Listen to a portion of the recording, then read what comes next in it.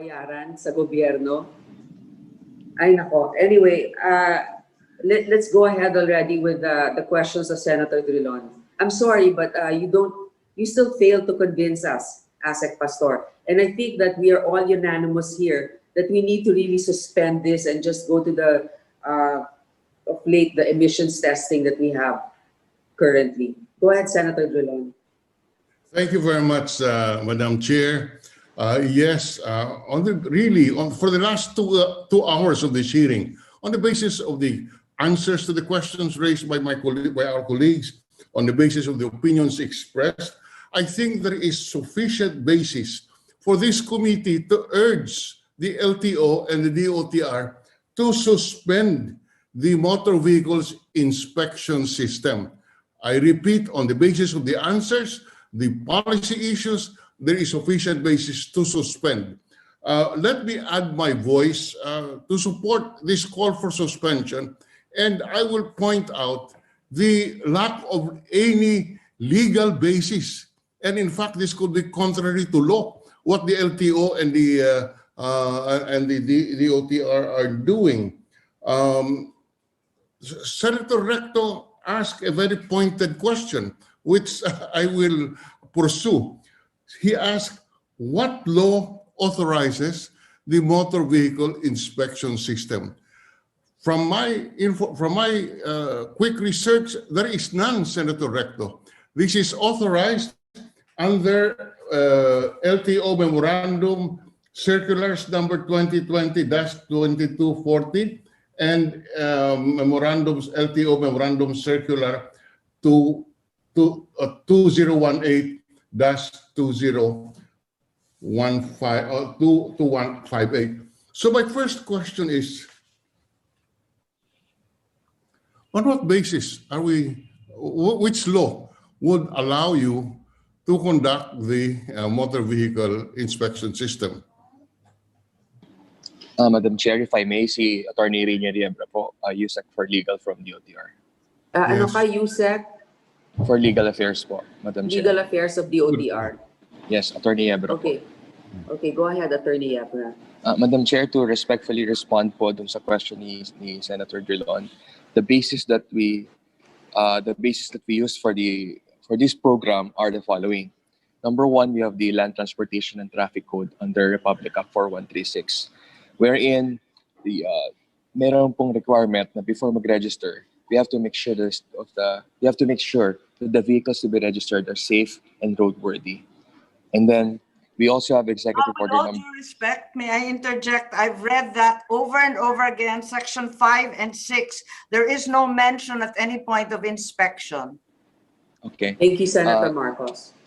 Yes, Madam Chair. Apart from the Land Transportation Code, there's the Philippine Clean Air Act of 1999 or Republic Act 8749, wherein the DOTR or then DOTC and LTO are authorized to conduct testing of vehicles using the Motor Vehicle Inspection Station, which are duly authorized and accredited under RA 7394 or otherwise known as the Consumer Act of the Philippines.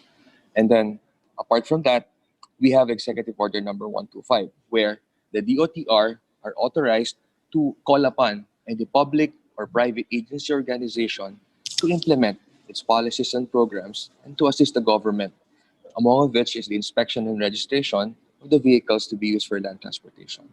And as mentioned earlier, there's also the memorandum order, but of course this was issued during 1986, where registration or mandatory vehicle inspection became a requisite for pre-registration.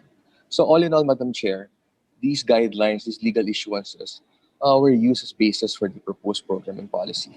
And we were hoping that this would sufficiently support the intended program. Thank you, Madam Chair. Thank you, po. Madam Chair, thank you very much, Undersecretary Yebra. First, as pointed out by Senator Marcos, there is no mention of inspection in Republic Act 4136, and then you mentioned the Clean Air Act. It refers to pollution, and you have a specific activity for that. That's why you charge a separate fee for that. There is an inspection done specifically to comply with the with the Clean Air Act, not the motor vehicles. But okay, would you admit and agree that Undersecretary Yerba, that this is in exercise of the police power of the state in order to regulate conduct in our public works and for public order? Would you agree with that? This is part of the police power of the state. For purposes of discussion, yes, Your Honor, Madam Chair. Yes, it being part of the police power of the state, that police power can only be exercised by a specific act of Congress. That's a principle. Would you deny that? I'm not denying, Madam Chair, that the police power is specifically exercised by Congress, but may be delegated. That's correct, but may be delegated. Now, so you're saying that it is delegated to the LTO. Is that what we're saying, Yusek Yebra? Madam Chair, based on the laws that we studied, the Department of Transportation and the LTO were mandated to conduct vehicle inspections. We were just following the law, Madam Chair. Okay. Can you delegate a delegated power? Specifically, can you delegate to the private sector the performance of this police power to regulate behavior and motor vehicles motor vehicles use? Can you delegate? Can the DOTR and LTO delegate that delegated power? Especially that you delegate it to the so-called to the private testing centers? Madam Chair, following the principle of non-further delegation, it appears that there should be no further delegation. However, we have been authorized to call upon private agencies, public or private agencies, to assist us.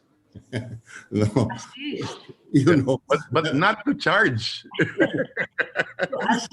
not to charge. And I think you're trying to stretch the argument, especially in this case, that you are delegating a delegated power to the private sector for a fee. In fact, you could not cite any specific law which authorizes you to do the motor vehicle inspection service. But okay, prescinding from that, Senator Senator yes, Dillon, if I may. yes, Go ahead, Senator Marcos. Yusek Yebra, as a bar top-notcher, is making a valiant defense for DOTR, and we commend him for the effort. Thank you. yes. Thank you, Madam Senator. Okay, so okay, I forgot my train of thought, but it's okay. So having so there is really an issue here, and I strongly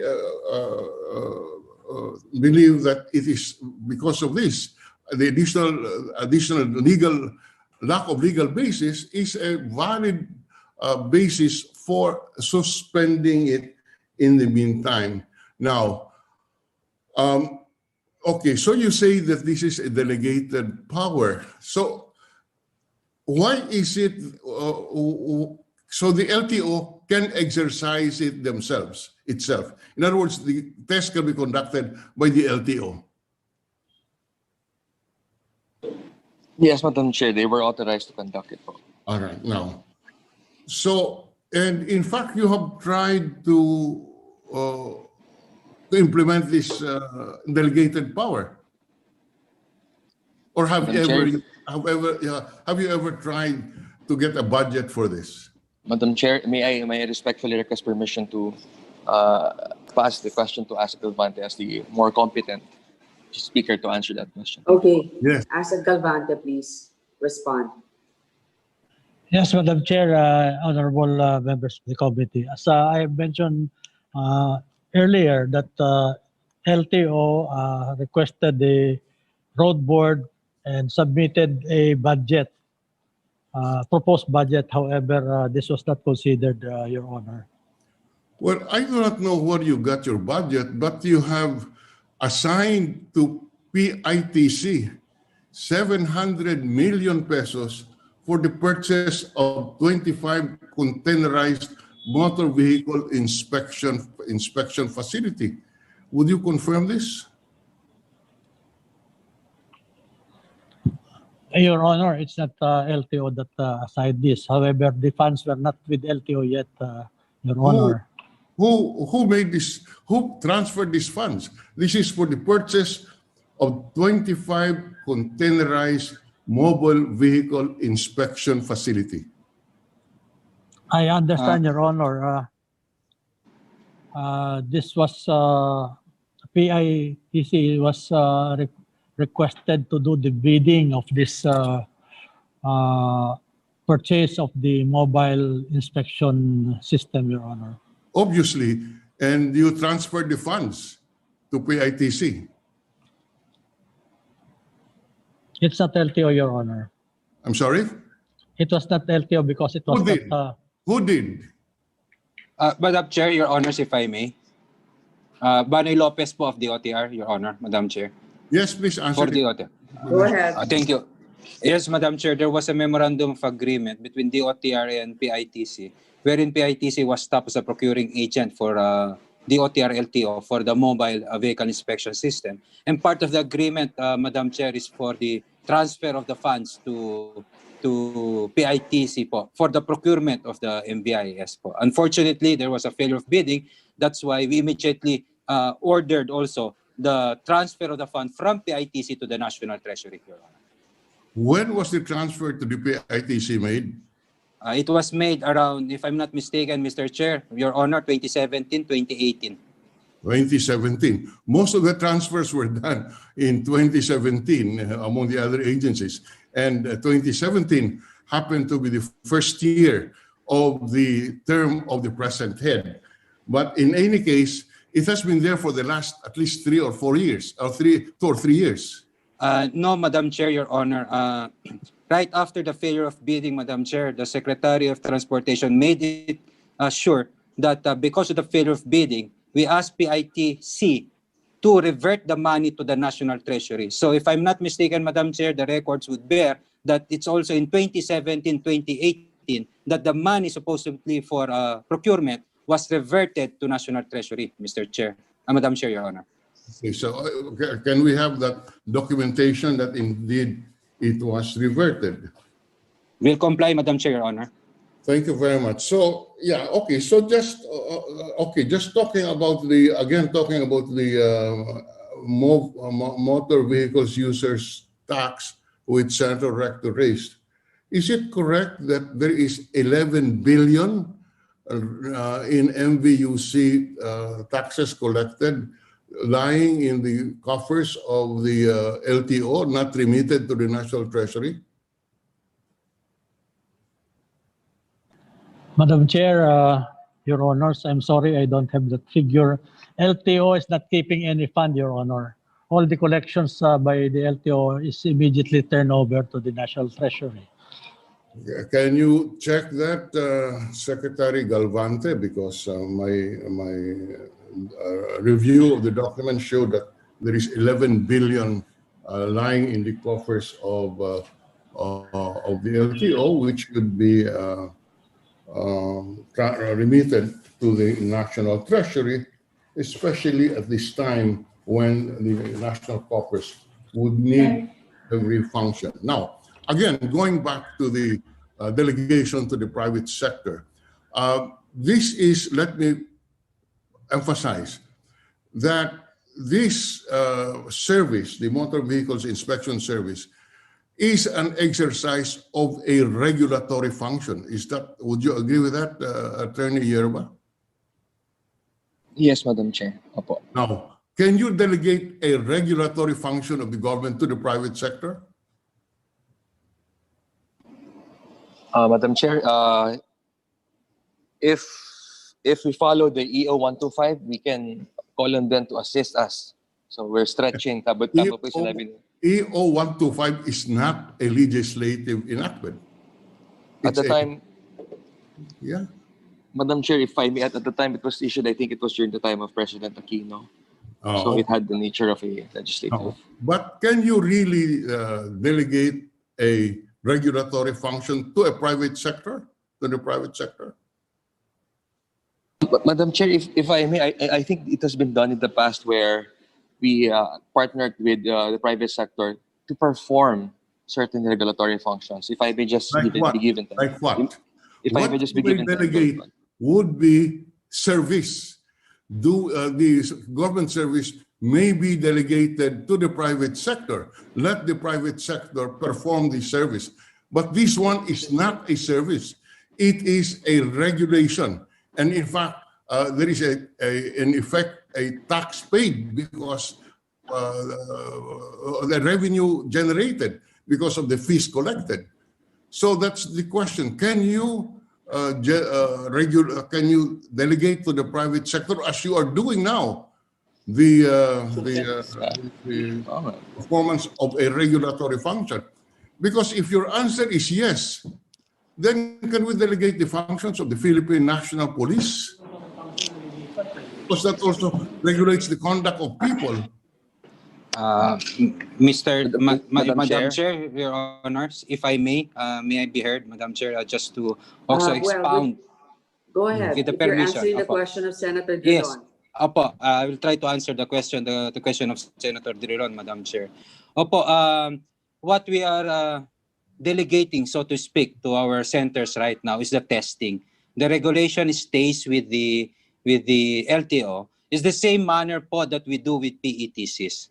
We delegate to them the testing of the smoke emission, but we regulate through LTO po. That's our understanding po, and that's what we did po. Yes, we respectfully disagree with that, and at the very least, there is doubt as to your ability to do this, because to me, this is a regulatory function of government, which you are now delegating to the private sector for a fee. But okay, that is just the point I would want to put on record in order to add arguments in favor of suspending these LTOs, these regulations, which to me appears to be of doubtful legal and constitutional validity, and therefore, apart from those very valid points raised earlier on the